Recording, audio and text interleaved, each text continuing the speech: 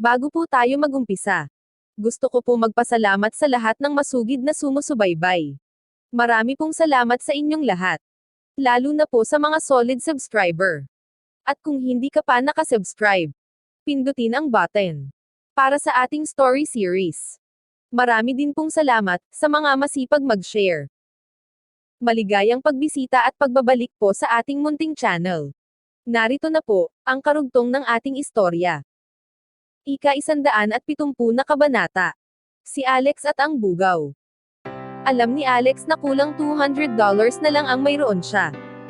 Inisip niya na mabuti ang ganitong idea, na sumama sa babaeng ito, upang makatipid. Okay, tumango si Alex. Sumama ka sa akin, wika ng babae. Binata. Sinasabi ng tono ng pananalita mo na hindi ka taga dito.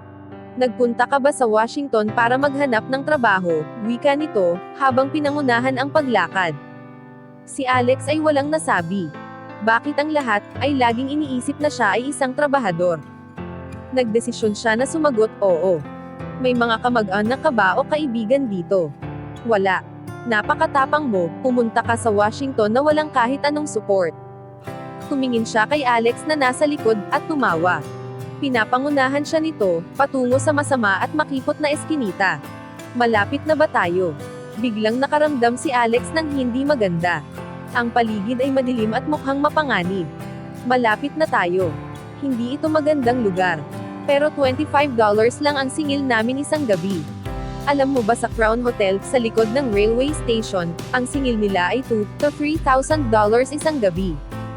Nang tumingin siya sa mukha ni Alex, alam niya kung ano ang iniisip nito. Siya nga pala, mayroon ka bang pera? Mayroon kaunti. Tumanggi si Alex na sabihin kung magkano na lang ang kanyang pera. Natatakot ka na baka nakawin ko ang iyong pera, ngumiti ang babae. Nagpatuloy lang sila naglakad, at nakita niya ang tatlong matandang babae na may makapal na make-up. Lalabas ba tayo? Nagsimula silang asarin siya. Gwapong binata, nandito ka ba para maglibang? Ikaw, gusto mo ba ang kapatid ko? Pogi, ano kaya kung pumunta ka sa bahay ko, at gumawa tayo ng negosyo? Bagaman wala pa si Alex experience, alam niya na ang mga babaeng ito ay mga hooker. Madam, sa palagay ko ay kalimutan na lang natin. Maraming salamat na lang. Naramdaman ni Alex na ang sitwasyon ay hindi maganda, at gusto nang umalis. Natatakot ka ba? Wala akong mga ganyang klaseng mga tao, katulad ng nakikita mo sa paligid. Ang lugar ko ay may mga seryosong panauhin. Hinawakan ng babae ang kamay ni Alex. Okay, tumango si Alex. Ang babae ay sinamahan siya mula sa train station area. At hindi na maganda kung magbaback out pa siya. Hanggat nasa seryosong lugar ito, sasama siya dito. Sa wakas at dumating na sila, at sumunod siya na pumasok. Nabigla siya nang makita ang 5 o 6 na babae. Lahat sila ay nasa edad 20 o 30, nakadamit sila ng mukhang hooker. Pero sinabi mo, tumingin si Alex sa babae. Anong problema? Bagaman mayroon din akong ganito. Hindi ko sinabi na makipaglaro ka. Kumuha ka lang ng kwarto para matulog. Ibigay mo sa akin ang iyong ID. Hindi, mas mabuti kung maghahanap ako ng ibang lugar. Pasensya na. Ayaw maglakas loob ni Alex na manatili dito ng isang gabi. Handa na siyang umalis. Binata, sinasadya mo bang lukohin ako? Sinamahan kita mula train station, hanggang dito. Kung sinabi mo na hindi mo gusto magstay, hindi sana kita dinala dito, wika nito, habang nakaturo sa direksyon ng train station. Hindi dahil sa nagbago ang isip ko. Hindi mo sinabi sa akin ang totoo, hindi ako komportable manatili dito. Pasensya na, aalis na ako. Si Alex ay susubukan ng umalis. Pero hinawakan ng babae ang kanyang braso. Mabahong lalaki, anong problema? Kung pumasok ka sa pintuan ko, huwag mong planuhin lumabas ka agad. Sa wakas ang babae ay ipinakita na ang kanyang tutuong pagkatao, at may tinawag siya. Bert, lumabas ka, may gustong sumubok tumakas. Sino ang may lakas ng loob tumakas? Isang lalaki ang lumabas sa kwarto, na nasa edad 40. Siya ay kalbo at walang damit pang itaas. May malaki siyang tiyan at may dragon tattoo sa dibdib. Si Alex ay natakot dahil parang napunta siya sa lungga ng mga magnanakaw. Binata, sa palagay mo ay hindi ako nagsasabi ng katotohanan. Ngayon ay sasabihin ko na sa iyo ang totoo, ito ay isang bahay aliwan. Kung mananatili ka dito, kailangan mong kumuha ng magandang babae, para kasamang matulog. Hindi naman malaki ang hinihingi nila. Kailangan mong gawin ang sinasabi ko. Bukas ng umaga ay makakaalis ka ng ligtas nang walang kahit anong sinasabi. Kailangan mo ba ng pera? Bibigyan kita ng $100 at aalis na ako, okay na ba iyon? Ayaw ni Alex may gawin na kahit ano sa mga taong ito, at handa siyang gumastos ng $100 para makaalis. Kailangan mong kumuha ng babae na kasamang matulog, bago mo ibigay sa akin ang pera, o baka pumunta ka sa police station. Kung pupunta ka sa pulis, ang pulis ay kailangang una kang arestuhin.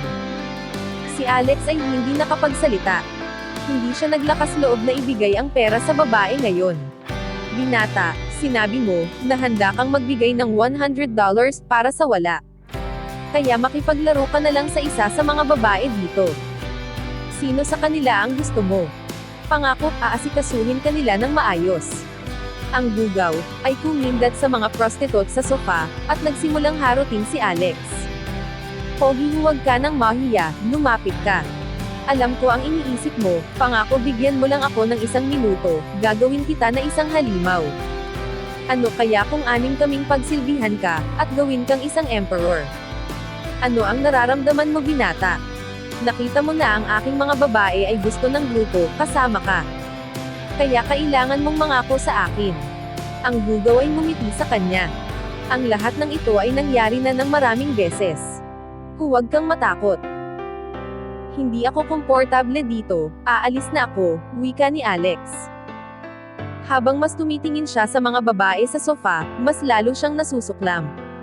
Ang mga walang kabuluhang salita nila, ay lalong nakaramdam ng pagkahilo. Kaya ayaw na niyang manatili pa dito ng matagal, kaya itinulak niya ang babae, at binuksan ang pinto at lumabas. Nang itinulak ni Alex ang babae, muntik na itong matumbo.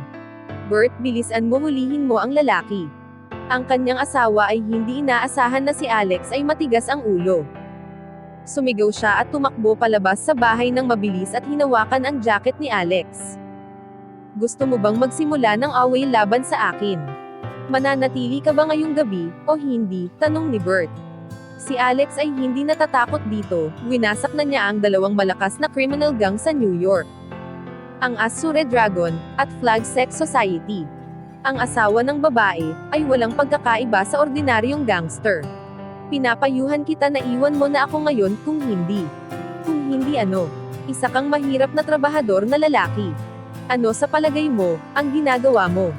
Sa maniwala ka o hindi, kapag pinatay kita, walang pupunta para hanapin ka dito sa Washington. Pagbabante ng lalaki. Ayaw na ni Alex kausapin ito. Ang kanyang kamao ay nakatiklop na, at handa na itong suntukin sa ilong. Mas malakas siya sa lalaking ito. Bitawan mo siya. Biglang isang matalim na paghahamon ang narinig. Si Alex at ang mag-asawa, kasama na ang 6 na prostitute, ay tumingin sa pinagmulan ng boses. Isang maliit na figura ang nakita sa eskinita. Nang makita ang mukha nito, si Alex ay na-shock. Ito ay si Nelly, ang babaeng nakilala niya na nagtitinda ng pancake mula sa food truck. Ano ang ginagawa mo? Sinisigawan mo ako. Gusto mo bang sampulin kita sa mukha? Sigaw ni Bert dito. Bitawan mo siya. Binaliwala ni Nelly ang pang-iinsulto ng bugaw. Ang kanyang atensyon ay na kay Alex. Bert, huwag mong pansinin ang pangit na babaeng iyan.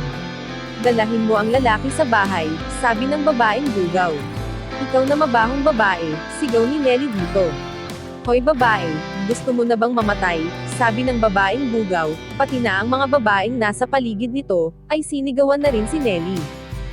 Tingnan mo nga ang itsura mo. Paano ka nagkaroon ng lakas ng loob lumabas at humarap sa mga tao? Hindi lang dahil pangit ka, mabaho ka rin. Umalis ka at maghanap ng boyfriend para may kausap ka.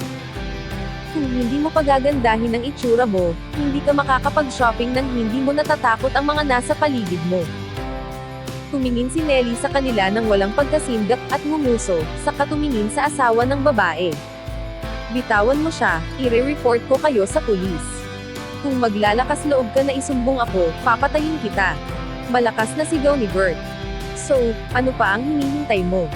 Babae ayaw munang mabuhay tama. Ang bugaw ay itiniklap ang kanyang manggas at lumapit kay Nelly. Itinaas nito ang kamay, at sinampal ito sa mukha, at sa gilid ng kanyang ulo. Gusto mo pa rin tumawag ng pulis? Bago pa makapag-react si Alex, nagsalita na muli si Nelly. Tumangala siya at ang kanyang mukha ay namumula. Pero walang pagkatakot ang makikita sa kanyang mata. Hindi lang prostitusyon ang pinapatakbo mo, dinagdagan mo rin ang krimen sa pananakit ng iba. Hindi ako naniniwala na makakatakas ka sa mga pulis. Siraulo kang pangit ka. Ang bugaw ay itinaas muli ang kamay, at naghahanda uli ng isa pa. Mag-away tayo, sinasabi ko sa iyo, kapag hindi mo ako nagulpi ng gusto.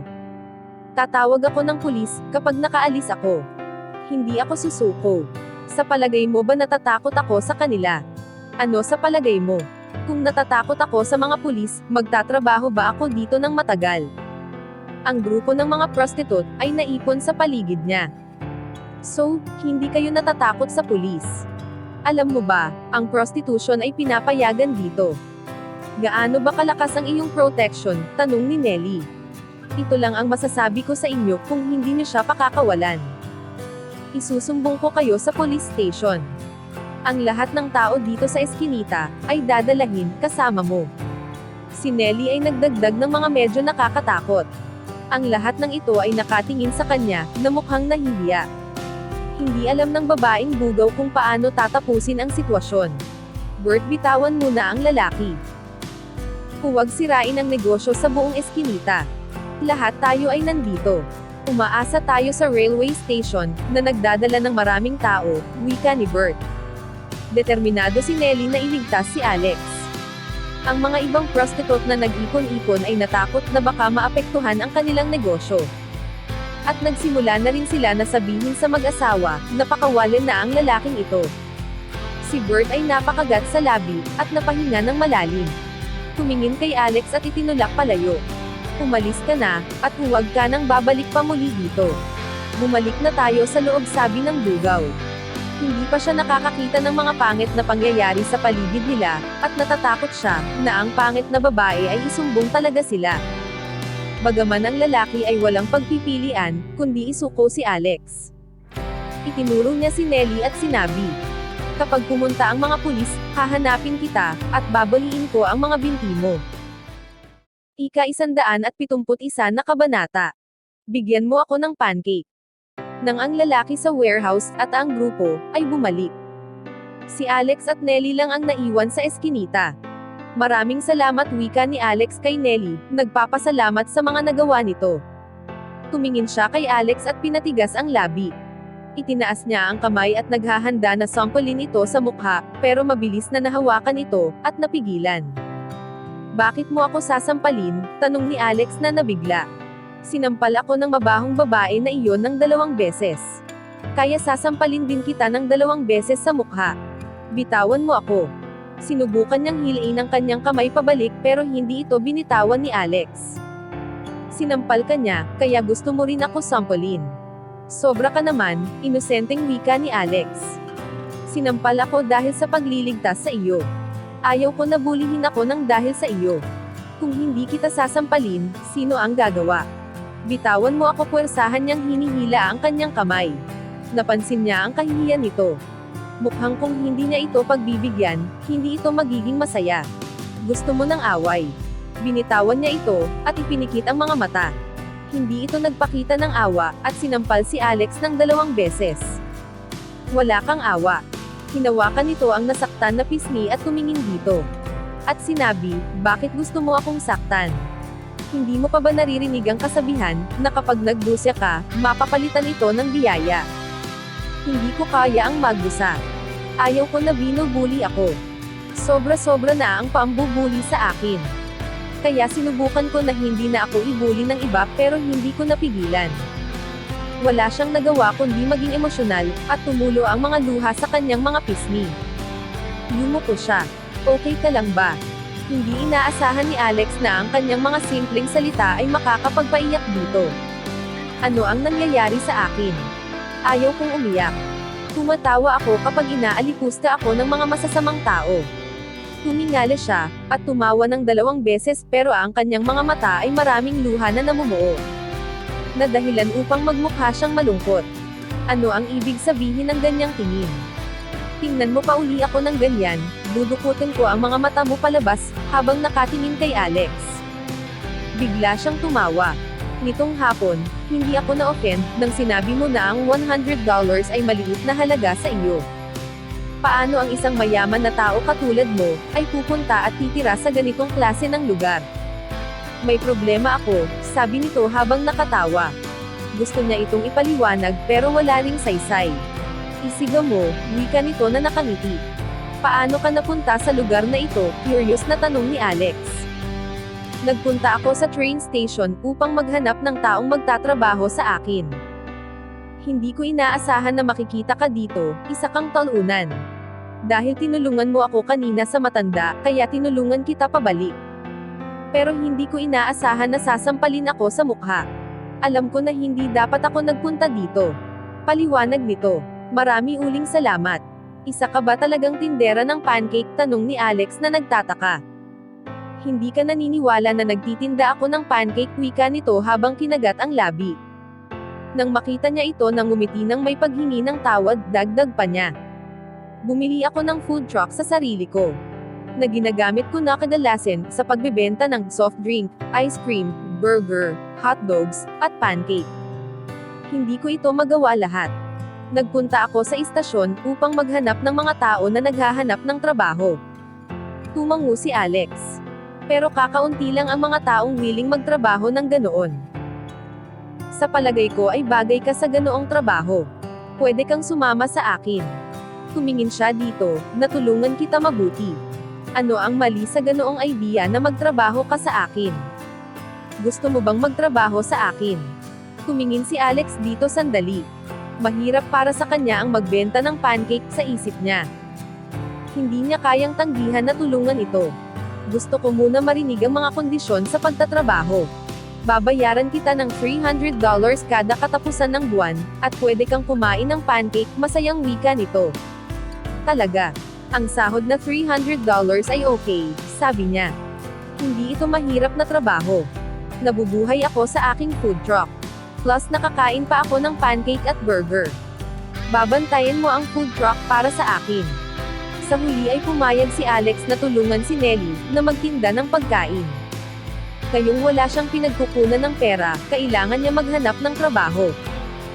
Sinabi niya rin na ang kanyang food truck ay kailangan paandarin sa Washington, na makakatulong din sa kanya sa paghahanap kay Debbie.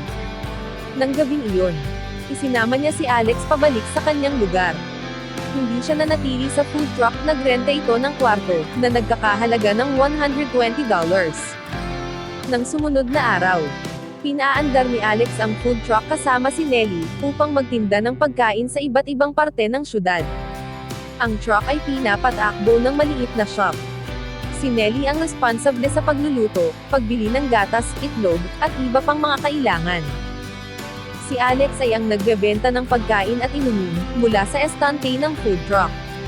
Ang araw-araw na negosyo nila ay maayos. Kumikita ito ng $50 to $60 isang araw. Isang araw napansin ni Alex na ang bracelet sa kanyang kamay ay gumagalaw. Si Lola sa New York ay tinatawag siya. Ang kanyang index finger ay gumalaw ng 3 beses pakaliwa at pakanan. Ibig sabihin hindi niya ito dinalahan ng manok na buhay. Alam ni Lola na umalis siya, kahit wala itong pahintulot, at nagalit ito. Naramdaman ni Alex na kapag ipinagpatuloy niya ang paggamit sa bracelet ay makakaramdam siya ng pagkalito. Kaya tinanggal niya ito at inilagay sa bulsa. Pagkatapos ng 10 araw, si Alex at Nelly ay patuloy sa pagtatrabaho ng sabay, at ang kanilang relasyon ay naging mas malapit. Pero, wala siyang nakuha na kahit anong balita tungkol kay Debbie. Isang araw sila Alex at Nelly ay huminto sa Tilly Square kasama ang food truck. Pagkatapos ng umagang rush hour, ang bilang ng mga customer ay nabawasan. Sinabi niya na aalis at maglalakad siya. Alam ni Nelly na aalis ito upang hanapin ang kanyang girlfriend. Kaya sinabi niya na kapag hindi siya bumalik kinahapunan, babawasan niya ng $75 ang sweldo nito. Tiningnan niya ito mula sa malayo, napatahimik ito. Umupo sa food truck at nanood ng television. Nang malapit na mag-11:30, abale pa rin siya sa panonood ng television. Bigla siyang may narinig na boses sa kanyang harapan. "Pangit na babae, igawan mo ako ng 2 pancakes." Ang puso niya nag-alab. Tumingin siya at nakita ang isang lalaki at isang babae, na nakatayo sa kanyang harapan. Ang babae ay nakasuot ng casual na puting damit, at naka-sunglasses, at brown hat. Ang matangkad, at malakas na lalaki ay nakasuot ng itim, at mukha itong gym coach. "Ano ang tinitingin mo? Nagugutom ako," sigaw ng lalaki sa kanya. "Honey, sa palagay mo ba, mukha siyang malinis?" tanong ng babae. "Walang ibang pwedeng kainan dito sa Rundown Square. Huwag kang mag-alala. Kung maglalakas loob siya na bigyan tayo ng maruming pagkain, sisirain ko ang kanyang truck," wika ng lalaki, habang umakbay sa baywang ng babae. Galit na tumingin si Nelly sa kanila, at mabilis na gumawa ng pancake. Ibinigay niya ito sa couple, at sinabi, $5 lahat. Babayaran kita sa susunod, wika ng lalaki at tumalikod kasama ang babae. "Maliit lang ang negosyo ko dito, kailangan niyong magbayad ngayon." Magalang na sabi ni Nelly, at pinigilan ang kanyang galit. "Hindi mo ba nakikita na naglalaro ako? Gusto mo talaga matalo ako ng malaking halaga dahil lang sa mababang uri ng 2 pancake mo," wika ng lalaki, at handa nang umalis ang babae. Ang mukha ni Nelly ay namula. Tinawag niya ito. "Nakalimutan kong lagyan ng sibuyas ang pancake, idadagdag ko na ngayon." "Nakalimutan mo na ba kung paano gumawa ng pancake? Masyado kang matalino." Ibinalik ng magkapareha ang kanilang mga pancake. Nakatingin lang ang mga ito sa kanilang mga cellphone. 2 minuto ang lumipas, ibinigay niya ito pabalik sa lalaki. At umalis kasama ang lalaki. Inilabas ni Nelly ang kanyang cellphone at tumawag kay Alex. "Nasaan ka? Kailangan mo nang bumalik agad, aalis ako." "Aalis ka?" Si Alex ay napaisip. Kapag humihinto sila sa isang lugar, nananatili lang sila dito maghapon. Dahil lumipas na rin ang kalahating araw, pumayag na siya, at naglakad pabalik sa food truck. Nang pabalik na siya, aksidenteng nakaapak ito ng putik at nadulas. Kalahati sa kanyang katawan ay nabalutan ng putik. Pero hindi na niya ito pinansin dahil kailangan niyang bumalik agad. Iniligpit ni Nelly ang food truck, at hinihintay si Alex na bumalik upang makaalis na sila. Tumayo siya sa labas at bal-isang hinihintay si Alex, pero hindi niya ito makita. Ang nakita niya ay ang lalaking nakaitim at ang babaeng nakaputi, na papalapit sa kanya. Kanina, nang ibinalik ng magkapareho ang pancake, nilagyan niya ito ng pampakintab ng sapatos. Bilang paghihiganti sa pang-aabuso sa kanya, at hindi pagbabayad sa mga kinuha nito.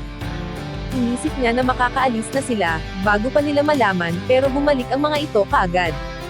"Napakapangit mo, ayaw mo na ba talagang mabuhay?" sabi ng lalaki.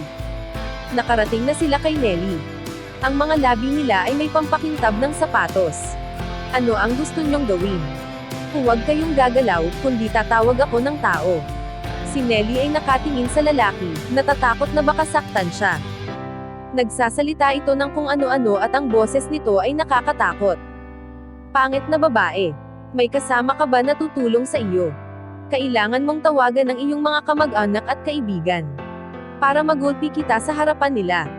Hindi ka ba naniniwala sa akin?" wika ng lalaki kay Nelly, na puno ng pangpakantabming sapatos ang bibig. "Honey, huwag mo siyang saktan. Ito ang shoe polish. Kailangan mong ipakain sa kanya ito." Ang babae ay nakita ang shoe polish sa food truck, at lumapit sa lalaki. "Hahawakan ko ang bibig niya, at ibuhos mo ito. Kapag hindi mo isinubo ito lahat, nakikita ko na hindi ka makakaalis dito ng buhay," wika nito kay Nelly. Ang lalaki ay hinawakan ang bibig nito mula sa likuran, at puwersahan na binuksan ang bibig. Si Nelly ay umiyak pero hindi tumigil ang mga ito. "Honey, umpisahan na natin." Inilagay ng babae ang tubo sa bunganga ni Nelly, at tinigi ito dahan-dahan. "Pangit na babae. Para kang kumakain ng pupo ng ibon, tama." Nang ang pampakintab ng sapatos ay dahan-dahan na pupunta sa kanyang bibig, marahas niyang sinipa sa tiyan ng babae. Ang babae ay sumigaw, at natumbong. Ang lalaki ay binitawan si Nelly, at tinulungan ang babae. Hanggang dito na lang po muna. Maraming salamat po sa pakikinig. Sana po, ay nagustuhan nyo ang ating story series. Sa mga bagong tagapakinig, mas okay po kung mag-uumpisa kayo sa episode 1. Pwede po bang humingi ng subscribe? Bilang pagsuporta sa ating munting channel. Hanggang sa susunod po muli. Stay safe and God bless.